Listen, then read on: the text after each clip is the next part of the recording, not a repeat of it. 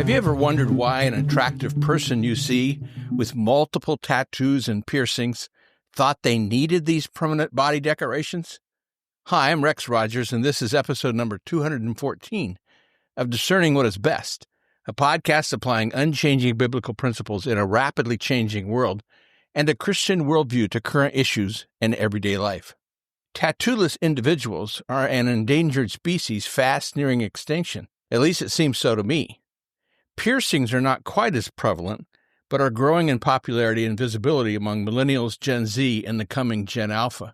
I walked out of a grocery store in Maryland to be met by a young woman, I'm guessing about 25, who was wearing very little but tattoos.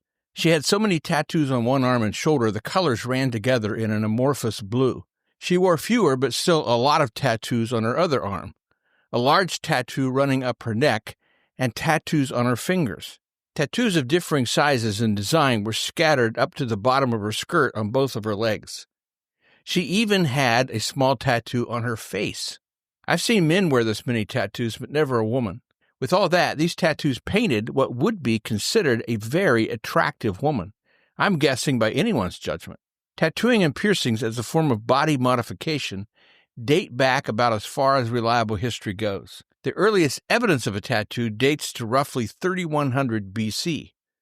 Decorating the body is as old, it seems, as human vanity. But now it's made a comeback in American culture where tats and ever more creative or shocking metal adornments in the skin are evident in whatever direction you look. Seemingly everyone, at least under 45 years of age, is tattooed or pierced. Just check out the young people serving you at McDonald's. Tattoos have become a more common sight in workplaces around the United States, even making appearances among members of the U.S. House and Senate. Amid this shift, how many Americans have tattoos? Why? And do they regret it? A large majority of U.S. adults say society has become more accepting of people with tattoos in recent decades, according to a new Pew Research Center survey. And 32% of adults have a tattoo themselves, including 22% who have more than one.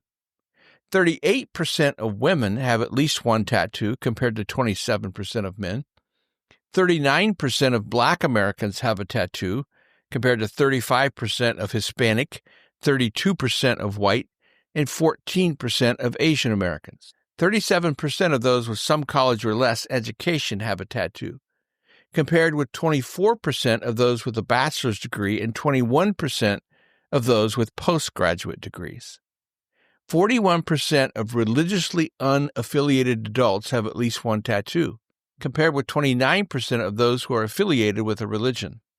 There are no major differences, interestingly, by political party. The most commonly cited reason is to honor or remember someone or something. 69% of tattooed adults say this is either a major or minor reason they got any of their tattoos. Just under half, 47%, say they got a tattoo to make a statement about what they believe, and 32% say they got at least one to improve their personal appearance. Now, as for piercings, in the U.S., approximately 83% of the population has their earlobes pierced, and 14% has a piercing outside the earlobe. Now, members of biker or prison gangs, political fringe groups, or even straight-edge punk rockers and vegans might get certain tattoos as proud displays of their membership. People often get tattoos to defy cultural norms, family expectations, or to push the envelope in professional settings. Sometimes tattoos are used partly for cosmetic reasons. They can cover over or even incorporate certain imperfections in the skin, like scars, stretch marks, varicose veins, and cellulite, to make them less prominent and visible. And the fact that tattoos won't likely be going out of style in the foreseeable future means that this permanent form of cover-up is an attractive proposition. Those who can't even fathom getting a tattoo due to their fear of needles, or because they blanch at the thought of how much pain would be involved. Interestingly, some people get tattoos precisely because they want these sensations. The same might be said of piercings. Different types of body piercings have various symbolism to diverse groups of people. While a surface piercing may be nothing more than a sign of good looks to you, To others, it may have deeper cultural, spiritual, or social meanings.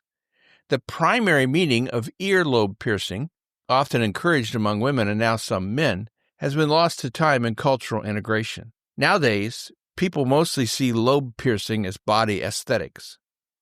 Piercings have exploded in number but still have not achieved the popularity of tattoos.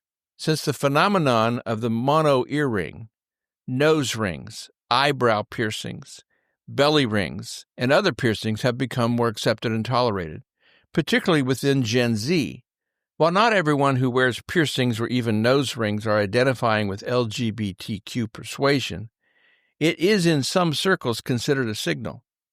Where identity is often policed or questioned, the septum piercing provides an unspoken understanding to communities falling under the LGBTQ+ and alternative umbrellas. This typical facial piercing offers a commonality and a sense of belonging to many who carry a horseshoe or circular ring under their noses. Although newer generations have somewhat embraced overall body modification, workplace dress code may not be as progressive with facial piercings nor tattoos. Employers are still allowed to ask their workers to hide or remove any piercings or tattoos at their own discretion.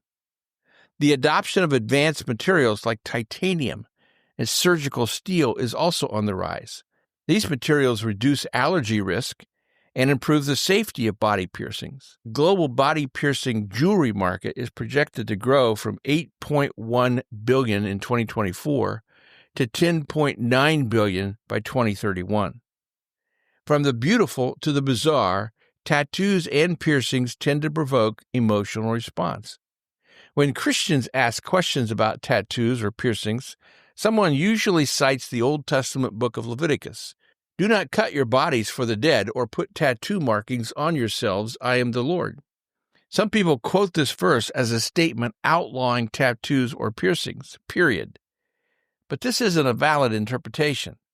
This verse commanded the Israelites to avoid certain funeral practices wherein bodies were marked in some pagan hope of attaining a good afterlife. This verse doesn't really address present-day tattooing or piercing. So we look to the New Testament only to discover it says nothing about whether a person should or may acquire a tattoo or piercing. While I'm not a fan of most tattoos, and certainly many piercings, I've always considered this kind of body modification a Christian liberty issue.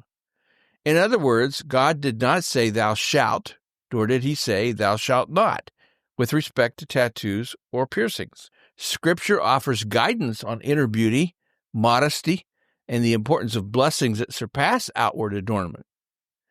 God left these matters in the so-called gray area, so we must reckon what to do to be fully convinced in our own minds. While God did not give us rules, he did give us principles to help us answer this matter of conscience, one of which is that not everything we can do, we should do. In 1 Corinthians 10:23, the Apostle Paul noted the core of the Christian liberty doctrine. I have the right to do anything, you say, but not everything is beneficial. I have the right to do anything, but not everything is constructive. Whether we acquire tattoos or body piercings should lead us to careful spiritual discernment about what is best, what will honor God, and what will allow us to serve him fully. Certainly I feel for people like the young woman entering the Maryland grocery store, whose bodies are plastered with tattoos. It's their free choice, but I believe they've made an unwise, irrevocable one. For those who may not like body art, it's worth mentioning that tattooing and piercing are fads. When I was young, I wore bell-bottom pants and longer hair. I still like long hair, but, well, no more flared leg pants. Tattoos and piercings will have their day, and then will someday literally fade away. Fickle fashion fads are here today, gone tomorrow. Well, we'll see you again soon. This podcast is about discerning what is best. If you find this thought-provoking and helpful, follow us on your favorite podcast platform. And for more Christian commentary, see my website, REXM as in Martin, it's rexmrogers.com, or check my YouTube channel at Dr. Rex Rogers. And remember, it is for freedom that Christ has set us free. Stand firm.